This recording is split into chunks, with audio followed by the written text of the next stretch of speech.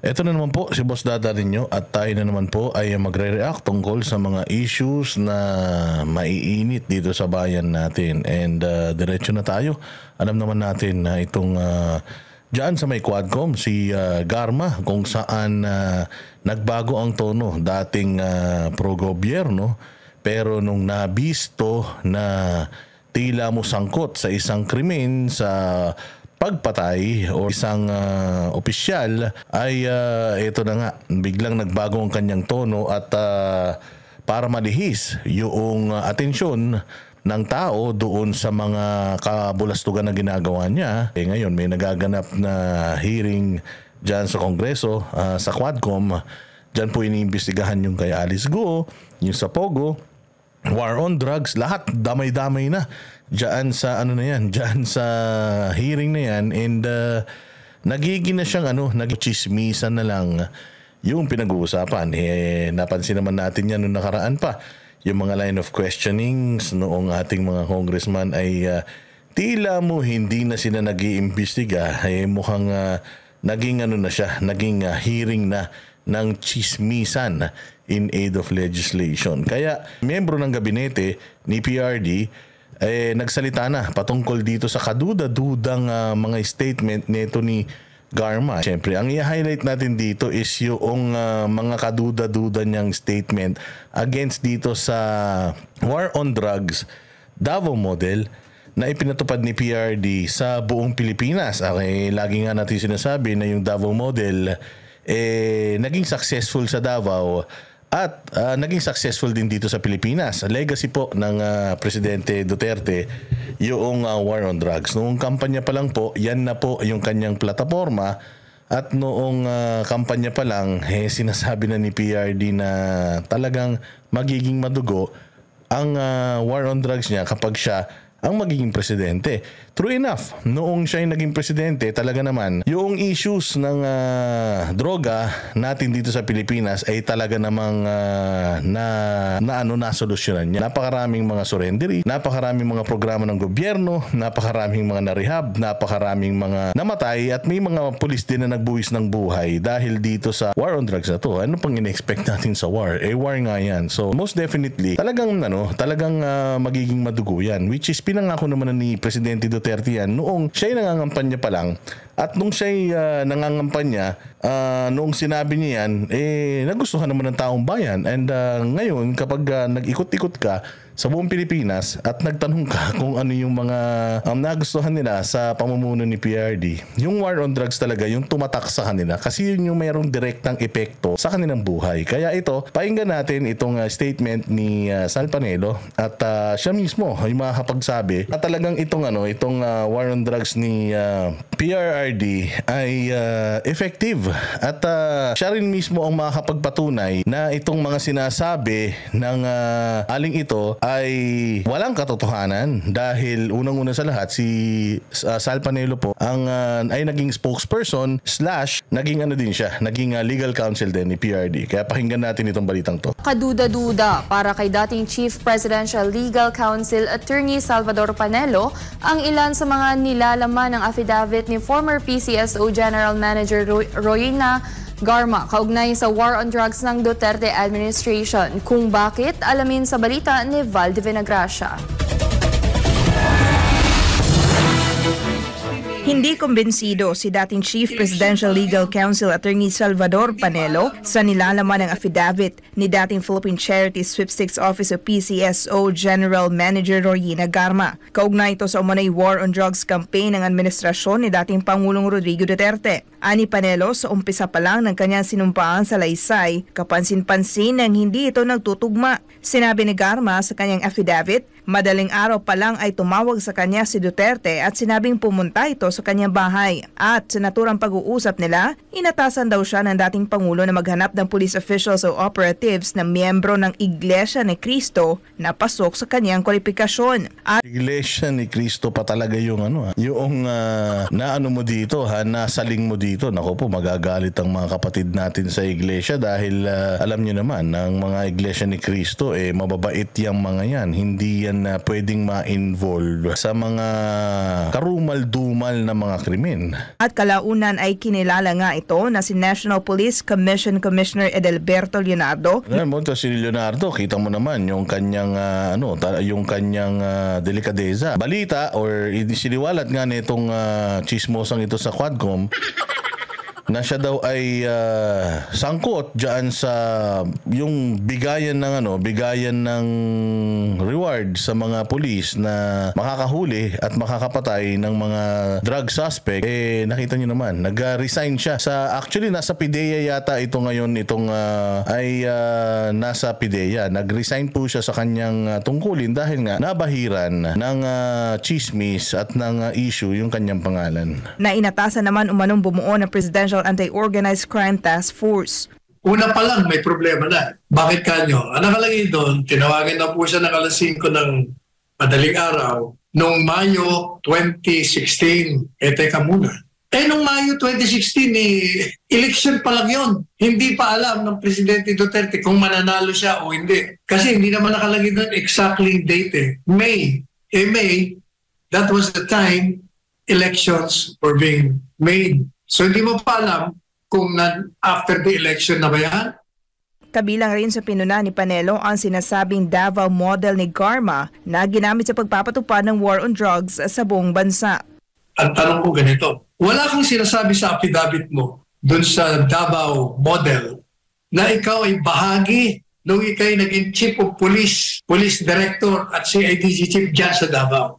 And in fact, subsequent to the paragraph, meron kang binabanggit na di umano inalok ka na sumama dito sa gagawing pag-replicate nung ginawang Davao model sa Davao. At itinanggi mo.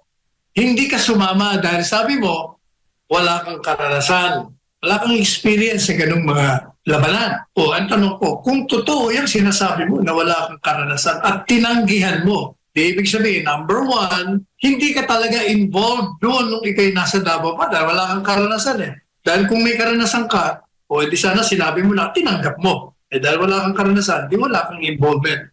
Tama yun. Unang-una sa lahat, kung ako naman si PRD, bakit ako tatawag ng isang tao na walang karanasan? At bakit ikaw yung papupuntahin ko ng 10 oras ng madaling araw para lang pag-usapan itong plano ko na magkaroon ng Davao style na tokhang sa buong Pilipinas. I am sure napakadaming kilala naman nito ni PRD ng mga pulis, hindi lang ikaw. And katulad ng sinabi ni Sal Panelo, itinanggi mo. Meaning, hindi ka naging part noong grupo. Hindi ka qualified maging part nung grupo na sinasabi mong binuo ni PRD. So, anong alam mo tungkol dito? Kung una sa lahat, hindi ka naman pala naging part nun. And pangalawa, hindi mo alam kung natuloy ba talaga yung yung plano na yun. Well, alam natin na yung war on drugs sa Davao talagang ginawa ni PRD sa buong Pilipinas. Una sa lahat, kaya nga natin siya binuto sa pagka-presidente dahil nagustuhan natin yung mga ginawa niya sa Davao. So it's obvious na kung ano yung mga ginawa niya sa Davao, whether peace and order, ekonomiya, turismo, at kung ano-ano pa, yun din talaga yung gagawin ni na style na gagawin ni PRD sa buong Pilipinas. Sa Davao. At wala ka ring involvement dito sa sinasabi mo ngayon na sinunod yung Davao model sa pangkalahatan. Dagdag pa ni natin masasabi na kasi sa korte, ang tanong lang naman kasi dyan is, meron ka bang direct knowledge patungkol dito sa mga akusasyon mo? Kung wala kang direct knowledge, ibig sabihin, hearsay lang yan. And hearsay naman talaga yung pinagbabasihan nito ni Ateng. Kasi ang pinaka-direct knowledge lang niya is yung tinawag siya ni PRD at inalok siya. Pero yung mga iba pang mga pinagsasabi niya regarding doon sa war on drugs sa Davao model na yun, wala na siyang alam kasi lahat naririnig na lang niya, sinabi ni ganito, sinabi ni ganyan. Nasan yung ebidensya natin? Kasi kung walang ebidensya, katulad ng lagi nating sinasabi, hindi yan tatanggapin ng korte. Siyempre ang korte dapat nakabase yan sa bigat ng ebidensya, hindi sa bigat ng chismis. Panelo, Puro hearsay lang ang pinagsasabi ni Garma at wala itong personal na kaalaman sa kinuwento nito na di umano'y reward money sa mga nakakapatay ng sangkot sa illegal na droga. Tingnan niyo ako, I was informed. O, ibig sabihin you were informed na ganito, ganyan. Kwento lang sa'yo. Tapos sila mo, it was conveyed to me, pinarating sa akin. O, di yung sabihin, wala ka na naman personal na kaalaman. Ibinita lang sa'yo. Madalit sabi, wala kang kaalam-alam na personal doon sa mga kinikwento mo. Madalit sabi, hearsay. At kung hearsay, hindi ka panipaniwala. Sa huli, naniniwala si Panelo na labag sa kalooban ni Garma ang kanyang ginawa, lalo't nakikita ng dating palace official na ang layo ng investigasyon sa war on drugs ay sirain ang dating Pangulo. Nang sinasabi natin mga bossing, dito po sa usapin na ito and dito rin po sa Quadcom, ako po'y nananawagan sa mga mambabatas natin na nagkakandak po ng investigation dito sa Quadcom na karamihan naman po sa inyo noong panahon ni PRD, tuwang-tuwa sa war on drugs niya. Just recently, si Richard Gomez nga po na dating mayor, I think, ng Ormoc nung time ni PRD, inamin niya mismo na naging maayos yung war on drugs ni PRD. And ito pong war on drugs ni PRD, bagamat utos niya talaga or advokasya talaga ni PRD yung peace and order, ang nag-execute po nito yung mga local government units din po natin. So kung yung mga LGU natin, yung mga dating mayors, yung mga dating gobernador, kung hindi naman po nila sinasabi na inutusan sila ni PRRD na pumatay ng madaming kriminal at magkakaroon ng mga pabuya, syempre yung reward yung reward system na yan na sinasabi nitong babaeng ito, dapat inirelay din ni PRRD sa mga mayors. Kasi unang-una sa lahat, yung mga mayors po natin ang merong mga hawak ng mga pulis sa kanilang lokalidad. Ang may police power po sa halimbawa sa Quezon City, yung mayor ng Quezon City. So yung mga operations po ng for example QCPD patungkol sa pagsugpo sa droga, galing po yan yung pong diskarte, yung pong galaw, yung pong mga permits, galing po yan sa mayor. Yung utos, galing din po yan sa mayor ng lokalidad. At syempre, yung utos, galing sa national. So yung presidente, inuutusan yung mga mayors na ipatupad at maging mahigpit sa pagdating sa issue ng droga sa kanilang mga syudad. Syempre, kung mag-uutos ako na presidente sa mga mayor, syempre, yung reward system na sinasabi nitong babaeng ito, sana ipinasa ko din sa mga mayors. Kasi syempre, kung reward system yan para sa mga polis, kanino sisingilin ng mga polis yan? Kung halimbawa ako, nakapatay ako ng suspect at may reward system, kanino ko hingin ng pera? Sa mayor ko, di ba? Dahil yung mayor ko, yun ang nagsisilbing may control sa akin dahil ako ay pulis dito sa lungsod na ito. Tama?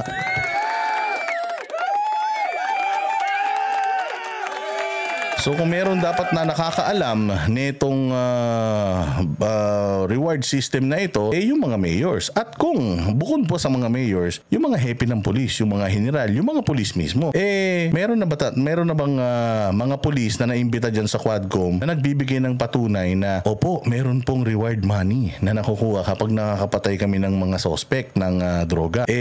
Unang-una sa lahat, ito, nakapatay nga ako nakatanggap nga ako ng reward. Ito pa nga yung resibo. Ito pa nga yung message, ito pa nga yung plaque na natanggap ko. Kalakip niyan yung pera na reward para sa pagkakapatay ko dito sa suspect na to. Wala namang ganun na lumalabas. Besides, yung statement nitong babae na to sa Congress, hindi naman niya sinabi na yung reward system na yun is para sa mga makakapatay ng drug suspect.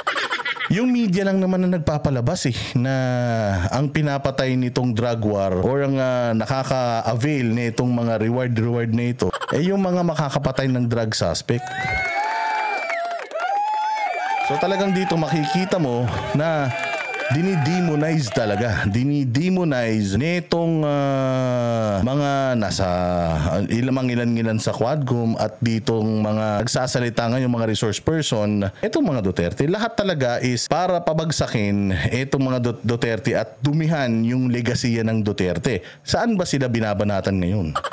Binabanatan ng mga Duterte ngayon, mga bossing, sa war on drugs, sa corruption, which is alam naman natin na yun yung unang ipinangako ni PRD sa atin, na uubusin niya lahat ng korapong at lahat ng mga sindikato. That being said, maging mapagmatsyag po tayo, mga bossing, dahil talagang yung propaganda against the Dutertes palakas kasi palapit na po yung midterm election at hindi natin mamamalayan national elections na naman. Kaya yung mga nasa Congress hindi na sila gumagawa ng batas, gumagawa na lang sila ng mga issues, ng mga pwede nilang ikaso sa mga ito para yung political prowess ng mga Duterte somewhat mag-deplete. Yun ang inaasahan nila para magstay sila in power. Again, maraming salamat sa panonood. Magkita-kita po tayo muli. Yan ang panatero, walang inuurungan. Pag tama palakpakan, pag mali